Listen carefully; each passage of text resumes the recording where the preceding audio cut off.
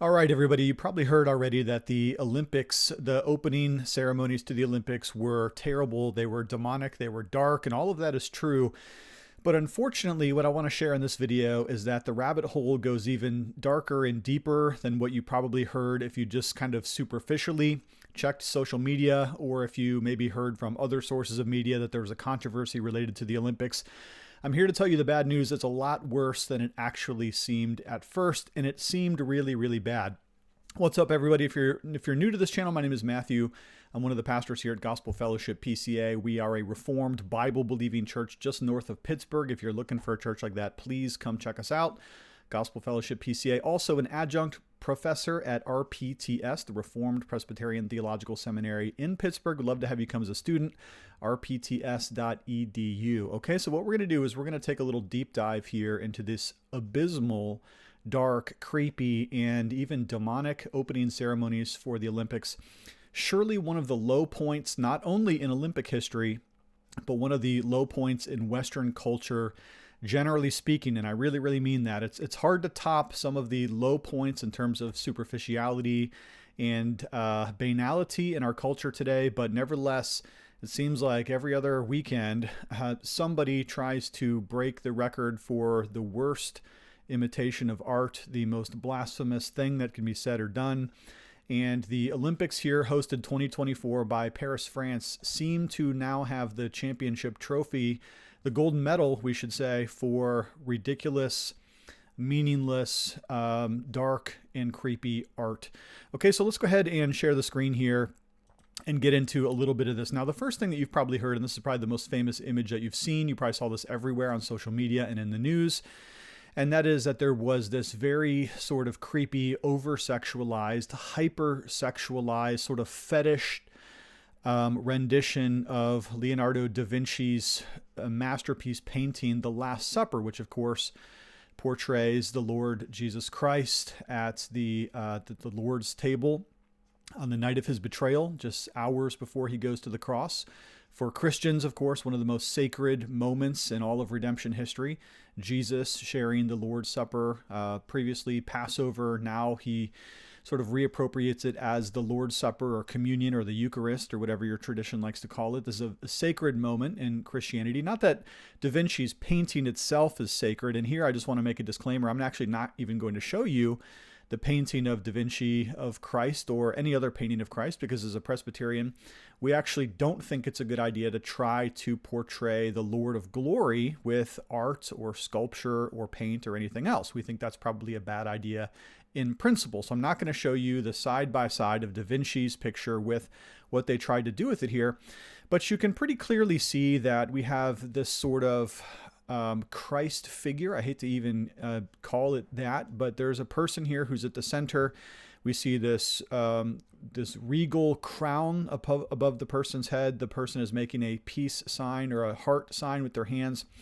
And all of the rest of the characters around the table are striking the kinds of poses that we see in Da Vinci's masterpiece painting. So if you can remember that masterpiece painting, the Lord Jesus is depicted in the center of the table, and you have the other figures, the apostles, who are sort of gathered around, and they're striking sort of poses indicating the drama of that night. And of course, on the night of Jesus's betrayal, you have Judas, who is doing the betraying. The other disciples are questioning among themselves, "Am I the betrayer? Are you the betrayer?" And then Jesus says, "The one who dips his hand with me, he is the one," and then Judas departs. It's a very poignant and powerful moment, of course, in the Gospels, which is why Da Vinci paints these characters in such striking postures. But here we see this this demonic, overly creepy, very dark kind of rendition of that particular scene as depicted by Da Vinci. Each one of these characters representing another kind of form of fetishism or sexualization or perversion of various kinds. Now, one thing that I want to point out to you, and most of the media missed this, but I'm going to point it out to you today, is this particular character here that I have highlighted with the yellow circle on the left side of your screen. I want you to notice two things about this particular character. First is just remember this person, because we are going to come back to him in just a moment. But I want you to notice for the moment that he is positioned precariously above this child. And this is where it gets darker and worse than most of the other media is reporting here, because amongst these sexual perversions or fetishes, we also see the presentation of a child here. And this man, who is standing kind of lurking over her right shoulder, our left shoulder from our perspective, we're going to notice something about him as we work through this scenario here. But it's already very concerning that a child would be included, not just artistically speaking, but this poor actual child had to sit here while all of these over-sexualized characters are maneuvering, twisting, and contorting themselves in this particular scene. Very, very suggestive, and I would suggest very, very evil, okay? Not only in its depiction of Christ, but also just for the fact that these kinds of perversions are strikingly evil. Now, a lot of people got fascinated by this particular character here, and we're going to try to explain this. So when the controversy came out about the Olympic opening ceremonies, that it was a mockery of Jesus, etc., a lot of people rushed to the defense of France and to the defense of the Olympic Committee, because they said, no, it's not actually the Lord's Supper. It's actually Dionysus, who is the Greek god of wine, or the Greek god of feasting or festivities. He is reportedly the god who is the god of theater and other such things. He's usually kind of this strange tension between order on one hand and wildness on the other.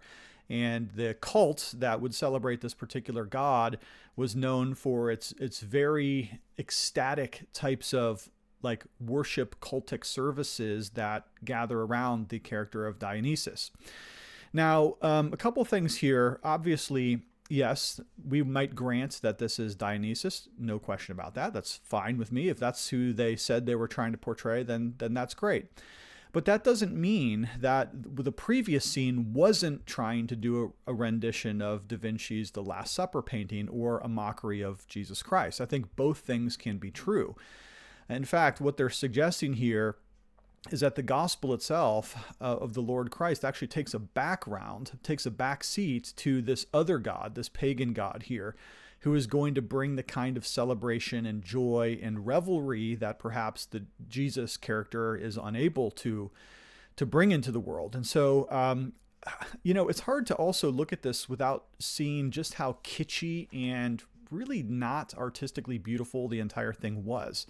One of the things that struck me as I was watching this live is that it was presented at night, in the dark, in the rain, which gave the whole thing just kind of a creepy, dull feeling. I mean, normally the Olympic ceremonies, the opening ceremonies, are a bright, marvelous, wonderful thing that celebrates culture and athletic form. Lots of fireworks and certainly some cultural motifs. Sure, when they were in China, they had the Chinese drummers. When they were in Athens, they had a throwback to some of the original Olympic Games. But here, the art is just so kitschy and just kind of gross, and it's not particularly aesthetically pleasing at all. Even if you think these kinds of perversions are cool, which I really don't, this is not very well done as a visual spectacle. Now, of course, we went from the extreme to the overtly, I'm trying to think of language here, bizarre, as we see this dancing man here. We have another figure. I take it this person is a man. I don't know. Person has a beard and also long hair and a feminine figure dancing. The dancing is not great. It's not any particular talent that's being displayed here. We might think of other opening ceremonies where ballet or other such high arts are performed. This was really just kind of burlesque and, again, just creepy is the kind of word that comes to my mind here. But here's where this figure that we looked at earlier comes back into the scene, because a lot of details were not noticed the first time as people were immediately jumping to critique the Olympic ceremonies, and I think they should be critiqued very heavily. I thought they were totally disgusting, obviously. But when the camera pulls in on this particular individual here, you can see in a number of photographs that his genitalia is completely exposed. Okay, so there's actually sort of an exhibitionist motif that's happening here. And again, remember, all of these characters that are gathered around this table, this communion table, blasphemously so, are representing various kinds of perversities. And here this man is actually exhibiting himself, and apparently to the world on live national television all over the world. And I had to cover this up. And the reason I had to cover this up here is because my channel would probably get a strike, or it would get banned, or it would get deplatformed or whatever for actually showing this. Because little old me here, I'm just a nobody, just a local church pastor and professor critiquing this for what it is. I'm not celebrating this, as I probably should be according to secular minds. And so if I were to show this on my channel, I would probably get a strike or a ban or deplatform. So I'm not going to show this. But trust me, and if you really want to believe me, then you can Google this for yourself online, but you could just trust me, and that'll probably be sufficient, that this man's genitalia here is in fact exposed. It is coming out of the shorts, the glittery black shorts that he's wearing here. Very, very disgusting, we might say. Now, remember why I said this is so wrong and so weird, because here is this man. He is the one that's lurking over the shoulder of this little child, this poor child who's seated here at the table. And again, if you watch the video, one of the things that you notice is not only is he the one whose genitalia is exposed, but he comes in very close on this little girl so as to smell her or sniff her or come up very, very provocatively towards her. And again, like, look, call me old-fashioned, call me Christian, call me whatever you want. I don't care. This is wrong. This is weird. And I think that the nation of France should be deeply, deeply embarrassed of itself here. Now, as if that wasn't enough, the rabbit hole still continues to go deeper here. As here we see in this sort of orchestral performance here, we actually have a golden calf that's being worshipped, presumably. You may say it's not worship, but whatever it is. A symbol, a long symbol of fertility, cult worship, paganism, pagan deities. There it is right there overtly for everybody to see. So if everyone's wondering, like, what was your motivation in this whole thing? What's the theme that ties all of this together? Well, pagan worship is the theme that ties all this together. And again, if you don't believe me, then you can check out the official Olympic Games, a Twitter page or X page, where sometime back they actually posted this. I guess this was back in April of this year, 2024, a dedication to Apollo, the god of the sun. This is a throwback, an homage, of course, to the history of the Olympics. And there's a prayer here being said: Apollo, god of the sun and the idea of light, send your rays and light the sacred torch for the hospitable city of Paris. And you, Zeus, give peace to all peoples on earth, and wreath the winners of the sacred race. Okay, so there it is. We actually have a pagan worship song to the deities of old. Some of these ancient gods and goddesses are coming back into vogue now. The demons that they represent, or the demons that they stand before, are being worshipped again in our time. And so there we have it. So I don't think there's a whole lot of question here about what was taking place before our eyes at the opening ceremonies. Now, a few comments of my own. Okay, so a little bit of commentary here on my part first. Some would say that Christians are too quick to complain about these things, that it's sort of like our fault if we were offended. And I saw a lot of that online. Oh, look at you Christians. You're so easily offended. You're so conservative. You're so backwards. You're so backwoods in your orientation. Don't you understand and appreciate fine art, which is what this actually is? Well, let me push back on the fine art argument here, because this is not really very fine art at all. Now, France, the nation of France, again, I would suggest should be deeply embarrassed by what it is that they put before the world. After all, France is the home of a number of fantastic, very skilled, and very talented artists throughout its history. And we might name names like Monet or Cézanne or Matisse or even Picasso. If you like Picasso, I do. I know he's a little bit weird too, but at least he's talented, right? But one thing you cannot say about the opening ceremonies is that this sort of artistic, theatrical performance, you can't say that it actually displays any real quality artistic skill. Now, why do I say that? Am I just being mean? Am I just being like retributive here? I don't think so. And here's why. Because whenever I think of art, especially art that is good or art that is quality. There's a standard in my mind for what that is. And in my mind, whenever I walk through a museum, if I ask myself this question, could I have done that? Then that is very often for me the bar of what good art is and what poor art is. And when we look at modern art, one of the things that you realize is that a lot of what passes as art today is not really artistic at all because it requires no skill. It's very random, it's very chaotic, it's very ugly. And if you go into a modern art museum and you look at all the pieces and they're scattered and they're weird and they're grotesque and they're deformed and you say, could I have made that? If the answer is yes, you're probably not looking at very quality art unless you happen to be a very good artist yourself. And I don't rule that out as a possibility. Perhaps you are. But when you go into an art museum and you look at these masterpieces like the sculpture of David, or you look at the Mona Lisa, or you look at even something by Picasso, as controversial as he may be, and you say, could I have made that? And if the answer is no way, there's no way I could ever paint that or sculpt that, then that's probably pretty good art. That's just a baseline rule for looking at what art is. But when we looked at the opening ceremonies, and particularly this montage of the Lord's Supper and Dionysus and whatever, like any one of us could have done that. In fact, any junior high theater group could have painted a man blue and painted his beard a little bit yellow and went into the back room and got some scantily clad costumes and put them on. I mean, did they even rehearse this? I mean, I guess they rehearsed it a little bit, but this is certainly not to be confused with high art. Now, just kind of, offering some commentary. I only have one friend in France, and Sophie, if you're out there, hello. But if I was a French person, if I was a citizen of the nation of France, or more particularly living in Paris, the host city, I would be deeply embarrassed. I'm not saying Sophie should. She's a wonderful Christian. But if I was the organizers of this, if I was a French citizen and my nation was on display and my city was on display and I saw what we had done for the world to see, I would be deeply embarrassed by this. And I think part of that embarrassment is actually reflected in the fact that the Olympics deleted this video from their official socials, from their channels. They know that they poked a stick in the eye of Christians all over the world, and not just Christians, but others as well.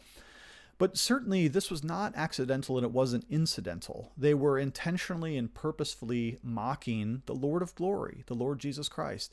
And here's another thing, which I think is deeply embarrassing. It should be embarrassing to the nation of France, and not only that, but to the Olympic Committee, is that don't you, that you can get away with this kind of thing in mocking Christians, but you would not have tried this with Islam, for instance, which is why this opening ceremony takes a lot of shots at conservative Bible-believing Christians, but it doesn't necessarily get hostile against Islam. Why not? Well, I think a lot of us already know. We remember the Charlie Hebdo incident where a sketch of Muhammad the Prophet was drawn out by, what was it? It was a newspaper or a magazine or something like that. And of course, there was violence that ensued. Well, you can't get away with that with Islam, but you can with Christians. And I think most of the West understands that you can mock, you can deride, you can make fun of, you can demean, you can belittle Christians, because Christians will not be violent back. They are the people who love and love peace and love mercy and forgiveness. And so, of course, there's not going to be any organized riots.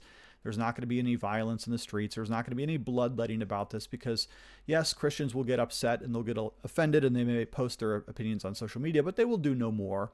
And France knows that. And so France, what France did here in the Olympic Committee is they took a cheap shot at Christians, the one group that represents faithfulness, mercy, love, conservatism, the family, traditional values, and they attacked that group knowing that the pushback would be light or little from Bible-believing Christians, okay? Another thing that we can observe about this is just how secularism tends to ruin absolutely everything it touches, and it does. Secularism is gross, and it's contorted, and it's deformed, and it's overly perverse and highly sexualized, and everything it touches, it ruins. It ruins television. It ruins movies. It ruins the arts, both high arts and low arts. It tends to ruin education. It tends to ruin communities. It tends to ruin schools and universities, hometowns of various kinds and stripes. secularism tends to ruin whatever it touches. And once again, we've seen here in the Olympics, which is something that most people around the world love and cherish because we love athletic competition, we love the games, we love even the history of it all, the international appeal to it, the international flavor of competition. We love the hero stories. We love to love the winners. We love even to love the lovable losers that don't medal. It's a very human-to-human, heart-to-heart experience, the Olympics are. And of course, we have secularism touching it and ruining it. It's sort of the anti-Midas touch. You remember the story of Midas, how he could touch anything and it turned to gold. Well, secularism, paganism, this sort of demonic tone that we have in the world today, whatever it touches, it ruins. And I think here, probably some of the greatest victims besides Christianity, Christians who are obviously mocked here, are the athletes themselves, because a lot less people are going to watch the Olympics, a lot less people are going to be interested in the Olympics. And that's why I would say if you are an Olympian, if you are an Olympic committee from a particular nation, you should come out and overtly disavow what you saw in the opening ceremonies. I know I'm coming here a couple of days late, a couple dollars short perhaps, but I think it would be well placed for instance, the USA wrestling team to disavow this. And here's why. Because USA wrestling has a lot of Christians represented in our sport. I say our sport because I was a wrestler and I still love and support wrestling. A number of our Olympians are strong Christians and should feel offended by this. And I would love to see some of our Olympic wrestlers or USA wrestling, or perhaps even the USA Olympic Committee writ large, come out and say, this is wrong. We disavow this. This was not well done. And we are insulted by what we have seen here. The inclusion of the child in that overly sexualized, highly perverse performance, to me, is absolutely inexcusable. This, though it did not get much of the attention came to whether or not the table portrayal looked like Da Vinci's piece. That notwithstanding, I think what they subjected that child to was absolutely inexcusable. And there's nothing else that we can say about that. Final thoughts here before I wrap up. This video has already been a little bit too long. France is a nation that desperately needs the preaching of the gospel and church planting. I mentioned a friend that lives in France earlier. She has a hard time even finding a church because there are so few Bible-believing churches that actually meet in real life. Yeah, there's some options online and things like that. But even going back to the period of the Reformation, France largely did not receive the Protestant reformers. She burned many martyrs. And the evangelical, joyful, free offer of the gospel, unfortunately, historically, did not penetrate deeply into France. France was highly Roman Catholic. And when Calvin and others sought to send evangelists and missionaries to France, they were very often rejected, sent back, exiled, or burned at the stake. And so here we're seeing kind of the consequences of history. History, going back to the period of the Reformation, is not inconsequential to us, but it really does show the results of particular events in history.